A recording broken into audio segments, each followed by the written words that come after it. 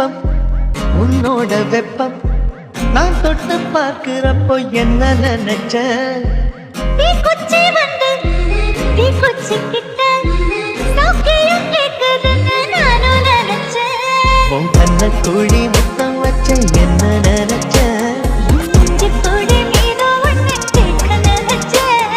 என் பேராச நூறாச கேட்கையை அடித்த மல்லி நீ என்ன நினைச்சடி ஆறேழு கட்டிலுக்கும்